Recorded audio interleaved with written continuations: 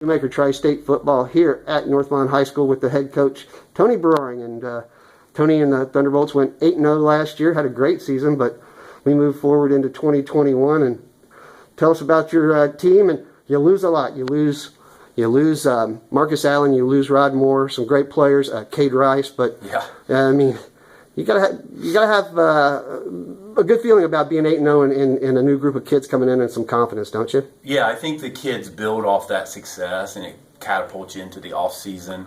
You mentioned a couple of our top guys are leaving us, and we lost 8 starters on defense. And so when the season first ended and it was around Christmas time, it was kind of tough on me to really think, can we climb that mountain again? We've got to replace. And you can't really replace guys like Rod and Marcus and Cade, but because we started the all-season program, the kids have been fantastic. I mean, very, very dedicated young men, a great group of kids to work with coming back, and some real leaders on the team. Xavier Viong led the G-Walk in sacks. He'll be a senior on defense. Joe Taylor's an outstanding inside linebacker.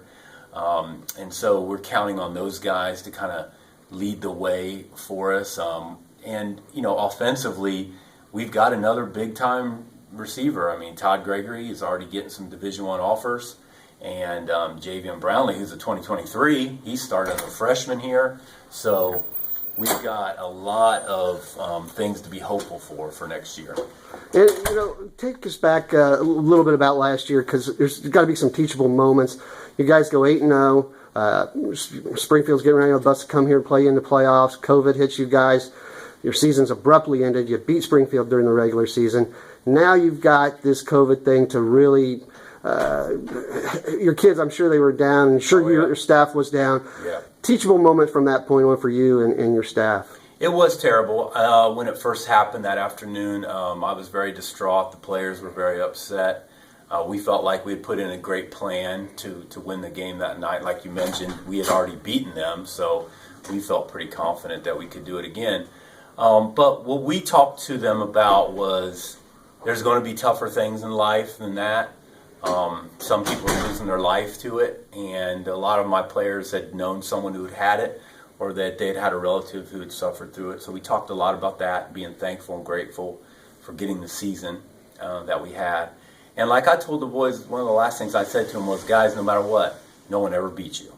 And you're going to go down in history as the greatest team in Northmont history, that no one ever defeated you on the field, and you can always hang your hat on that. And so we left it on a high note that night. This program now, you've been at it here for a handful of years. You were a coordinator before you became the head coach over here. Yes, sir. Tell us about where your footing is with this. How happy are you with what you've built under this since you've been here? It's been great. I'm very grateful to the Northmont community for giving me the chance and the opportunity to do it. I'm surrounded by the best assistant coaches you could have. Every guy on my staff is a Northmont guy who is in the Northmont Football Hall of Fame or is going to be in the Northmont Football Hall of Fame. So I'm surrounded by tremendous assistant coaches, and that's really, a lot of times the head coach and the quarterback, they get the credit or they get the blame, but the reality is it's the players and it's the assistant coaches that propel the program forward. And I think you and I were talking about Clay Mangin, what a great job he does as my strength coach, and I'm just surrounded by people like that, and that's what makes it great to coach here. And the G-Walk, what do you expect from the 2021 G-Walk? I know it's getting better, isn't it? Yeah, oh yeah. Well, you've always got to deal with Centerville and Wayne. I mean, that's always been the case. I started coaching in this league in 1991, and it was no different in 1991 than it is in 2021. If you want to win the league, you've got to beat Centerville and Wayne. That's the fact. Now, Springfield is where I live and where I was the coach for many, many years.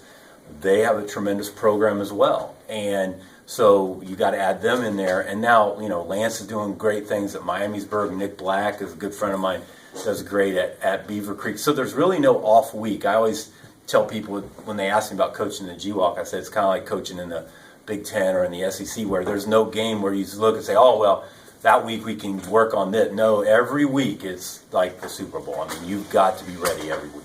There you go. That's head coach Tony Broering of the Northmont Thunderbolts.